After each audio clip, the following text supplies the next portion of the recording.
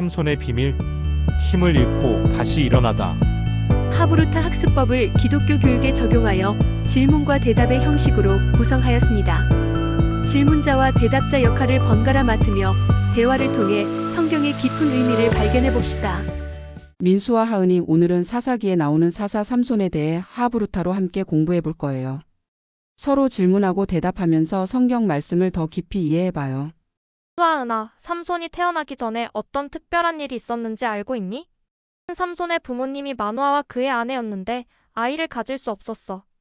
그런데 어느 날 여호와의 사자가 마노아의 아내에게 나타나서 아들을 낳을 거라고 했대.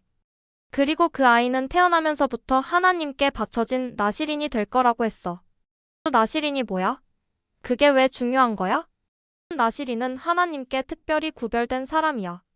삼손은 태어나기도 전에 나실인으로 구별됐고, 그래서 머리카락을 자르면 안 되고, 포도주도 마시면 안 되고, 시체도 만지면 안 됐어. 그런 규칙들을 지켜야 했대. 와, 그렇구나. 근데 삼손이 어떤 특별한 능력을 가지고 있었는지 기억나? 삼손은 엄청난 힘을 가졌어. 한 번은 사자를 맨손으로 찢어버렸대. 또 다른 때는 나귀 턱뼈로 블레셋 사람 1000명을 쳐 죽였다고 해. 하나님이 주신 특별한 힘이었어. 그런데 왜 하나님은 삼손에게 그런 힘을 주셨을까? 그 당시 이스라엘 사람들이 블레셋 사람들에게 40년 동안 억압받고 있었거든. 하나님은 삼손을 통해 이스라엘을 구원하고 싶으셨던 것 같아. 성경에서는 삼손이 이스라엘의 사사로 20년 동안 다스렸다고 나와 있어. 또 사사가 뭐야? 왕이랑 다른 거야? 사사는 왕은 아니지만 하나님이 특별히 선택해서 이스라엘을 이끌고 구원하는 지도자야. 이스라엘의 왕이 생기기 전에 하나님이 보내신 지도자들이 사사였어. 삼손은 이스라엘의 마지막 사사 중 한 명이었대. 또 삼손이 블레셋 여자를 좋아했다는 이야기도 있던데 그건 왜 문제였어? 하나님은 이스라엘 사람들에게 다른 민족, 특히 하나님을 믿지 않는 사람들과 결혼하지 말라고 하셨어. 블레셋 사람들은 이스라엘의 적이었고 다른 신들을 섬겼거든. 그런데 삼손은 블레셋 여자 들릴라를 사랑했어. 그래서 문제가 생겼구나. 그럼 들릴라는 어떻게 삼손의 비밀을 알아냈어?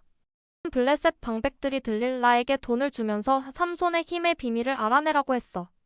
들릴라는 삼손에게 계속 물어봤고 처음에는 삼손이 거짓말을 했지만 결국은 진실을 말했어. 마이너스 자기 머리카락이 힘의 원천이라고. 그런데 왜 삼손이 머리카락을 자르면 힘이 사라졌을까?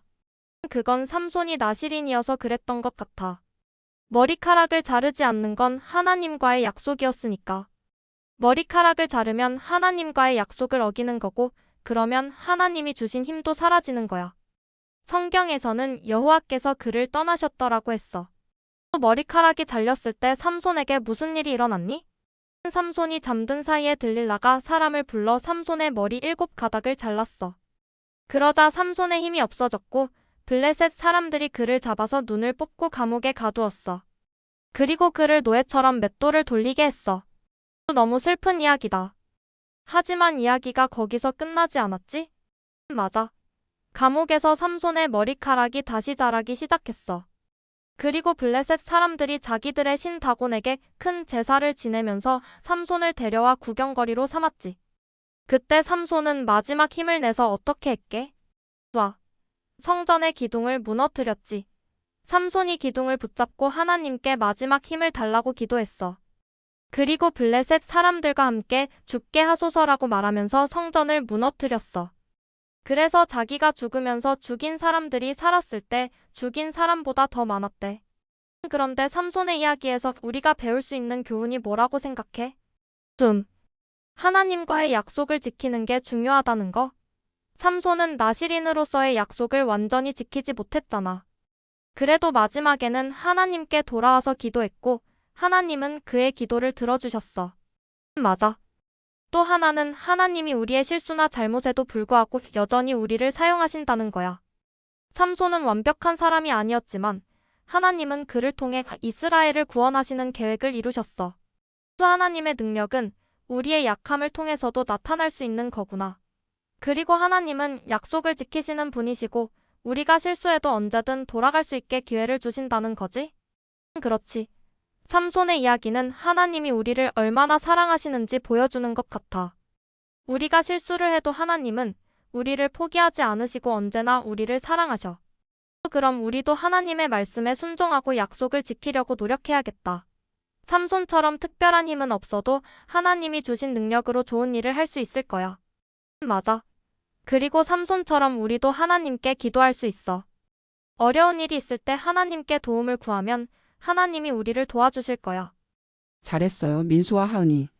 서로 질문하고 대답하면서 삼손의 이야기에서 중요한 교훈들을 찾아냈네요. 하나님은 우리의 약함을 통해서도 일하시고 우리가 실수해도 다시 돌아올 때 받아주신다는 사실을 기억하세요. 다음 시간에는 또 다른 사사의 이야기를 함께 배워볼게요. 이상 하나님의 말씀이었습니다. 감사합니다. 구독과 좋아요, 알람 잊지 마세요.